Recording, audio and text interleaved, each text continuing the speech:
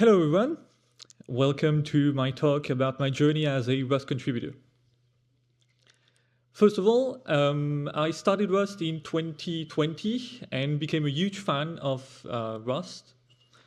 I started becoming a contributor since 2021 when I decided that I wanted to give back to the community, especially the compiler team and the cargo team, and became a compiler member since 2024. Let's start with one of the features I worked on. It's check-cfg, and it's a feature that warns you about CFGs that are unexpected. You can see in the first example that the monkeys feature is unexpected. There's only lasers and zapping. And the second one is probably the most interesting. Since there's a typo in Windows, the S and W should be inverted.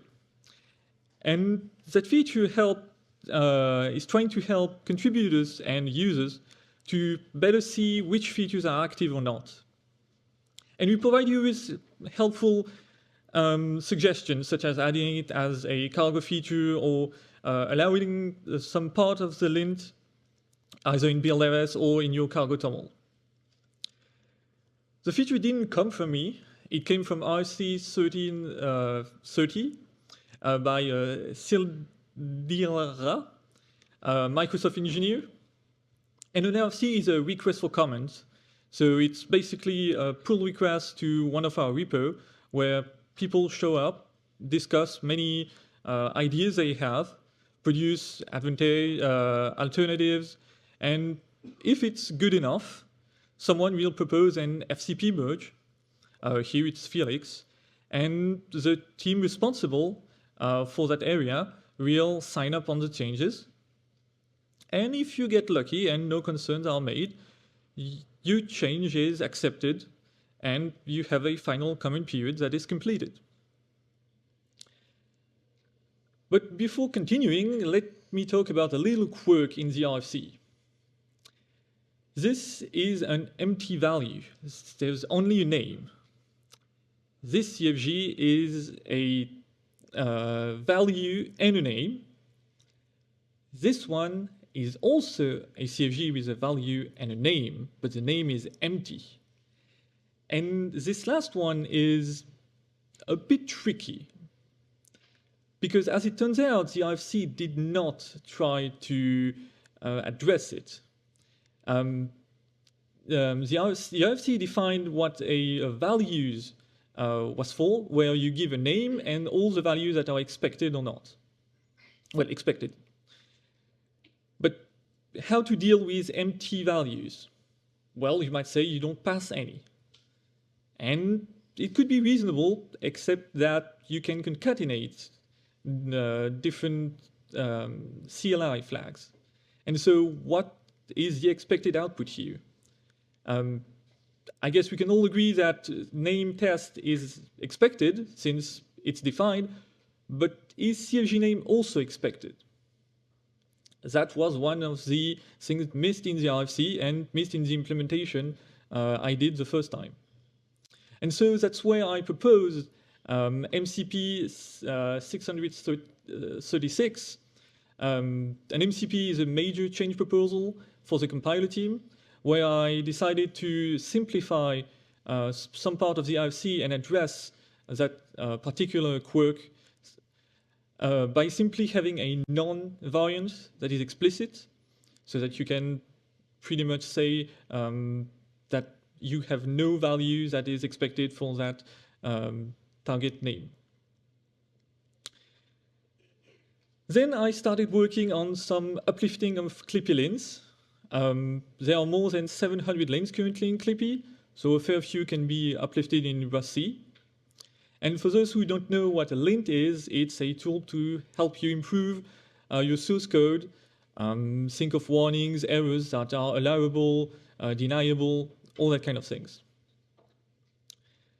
And one set of lints of clippy that I uplifted was the drop ref, forget ref, drop copy, and forget copy, which help detect cases where you drop something that is either a reference or that is copy.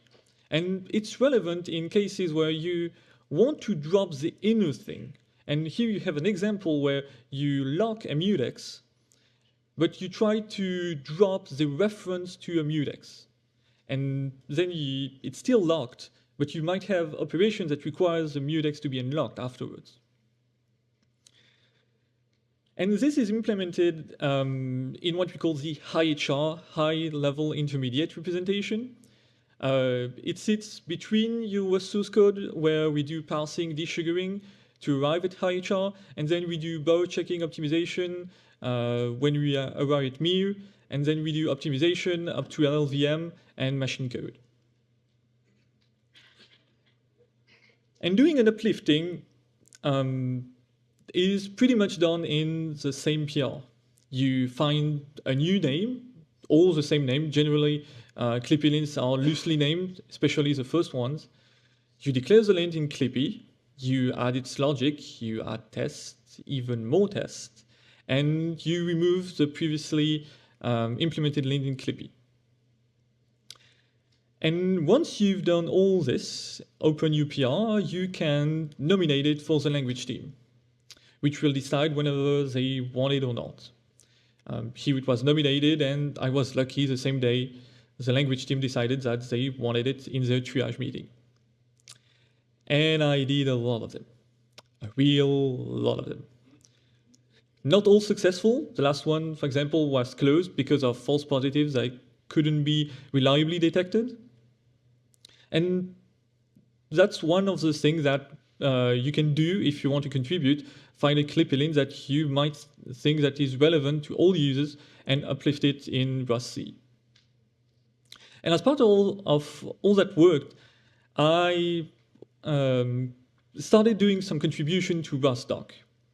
And I'd like to show you a little example here of a type that is in Rust C, the IRTI kind, which define all its variants with projection to the internal trait.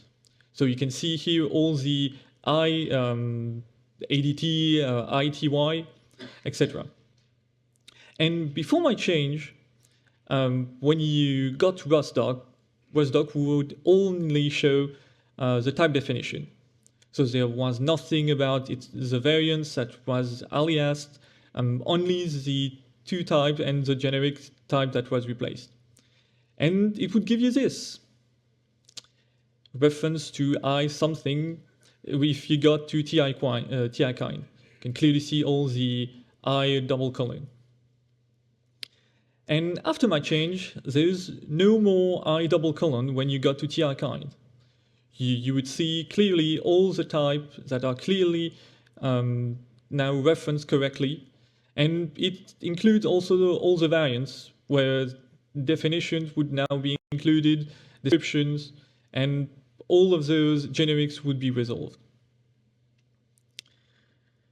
This also prompted me to do some other work in Rustdoc. For example, the studint feature, where you can get Rust C and now Rustdoc to compile code directly from studint instead of a file. And it can be useful if you're mad enough to curl some code directly into Rustdoc without looking at it. Now it works. And then you have the standard library, which is primarily composed of 3 crates, core, alloc, and stud. But there's also panic unwind, panic abort, stud arch, hashbound. And in the standard library, I also like to talk about a little function that I added, which is a midpoint function. It permits you to get the middle point between 2 numbers. So if you have 3 and 5, the middle point would be 4, if you're in the integer. And this is a surprisingly complex topic, as can be seen in the CPPCon of Marshall Clow, where he spent an hour discussing how to do it correctly in C++. And in Rust, we now have it. It's going to be stable in the next release, I believe. And we define it more simpler than C++, where we just say that the operation is A plus B divided by 2 in a sufficiently large integer type, which translate in many places in the standard library as just use the next integer type. Much simpler.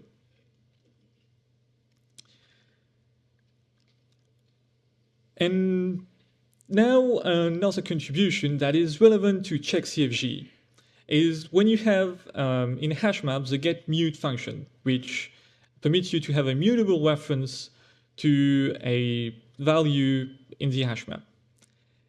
The issue is that it only works with one reference at a time, which is an issue for check-cfg, which has 7 target CFGs, so target OS, target, I forgot all of them now. Anyway, doesn't matter, but the issue is that we have 300 different built-in targets in Rusty, and if we had to do that only with get-mute, we would have to do nearly 5,000 lookups in a row. It's just wasteful. It doesn't serve any purpose since we know that the values won't change and the hashmap won't grow or anything like that. And so in stable, the next one, we'll have a get disjoint mute function that takes an array of keys, and you will get an array of mutable reference to the values.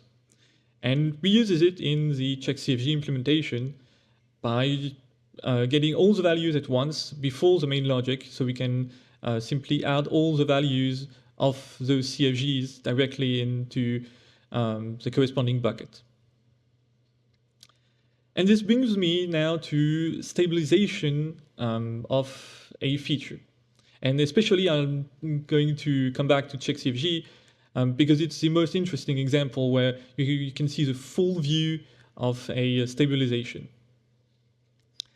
And before even trying to stabilize something, we'd like generally to do with big features is do a crater run, which is basically an experiment across the whole ecosystem where we take all the projects that we can gather from GitHub, crates.io, and compile them with our modified compiler.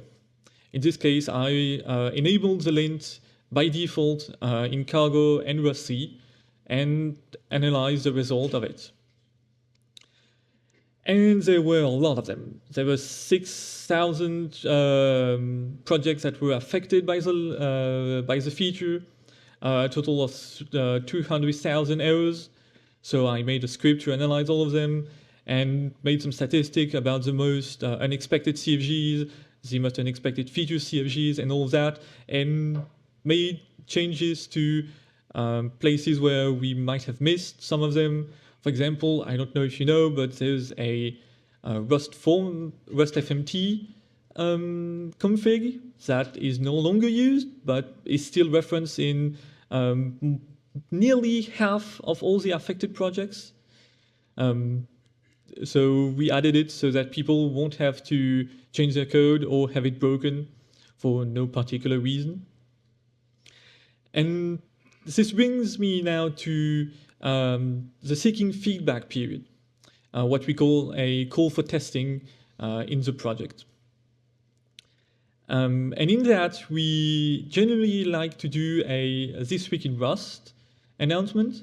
So we nominate the issue or the RFC, and it brings and it's shown in the middle of This Week in Rust with instructions on how to do the testing, what feedback we are expecting, and where to report them. And we got feedback from the Rust for Linux project, which tried it on the Linux kernel.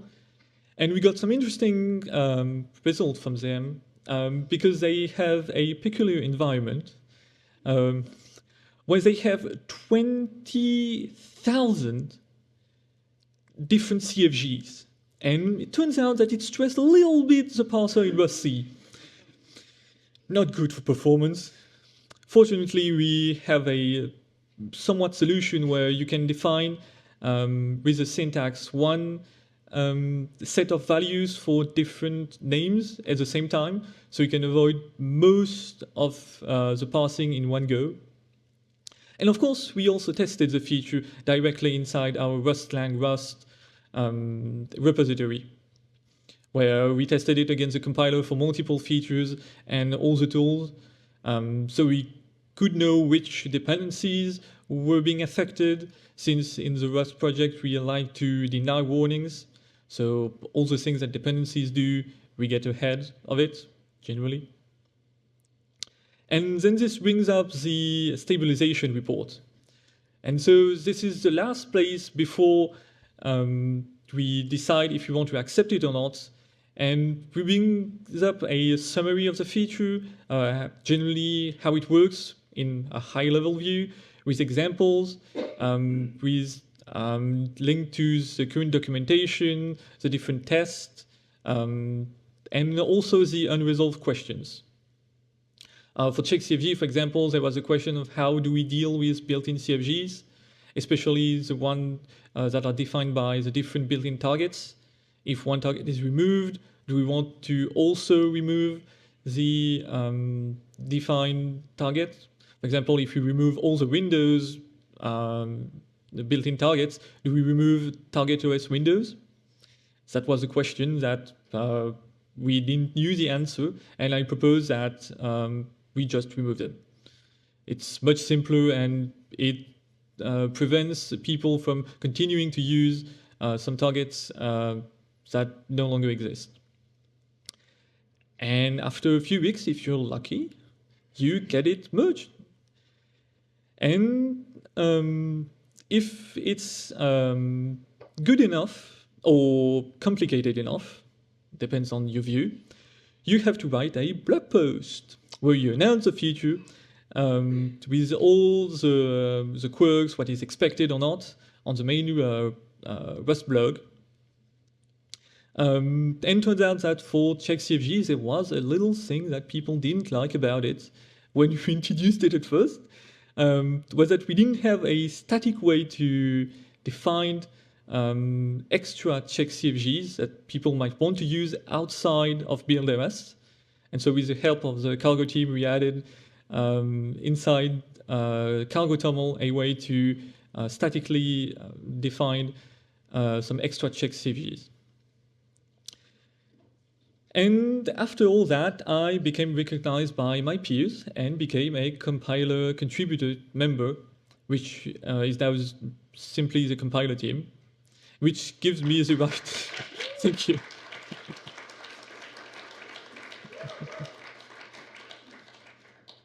Which gives me the right to approve PR, voted meetings, and whatever. And that was my small portion as a Rust contributor, and I hope I gave you the desire to contribute to the Rust project. So come join us, we're friendly.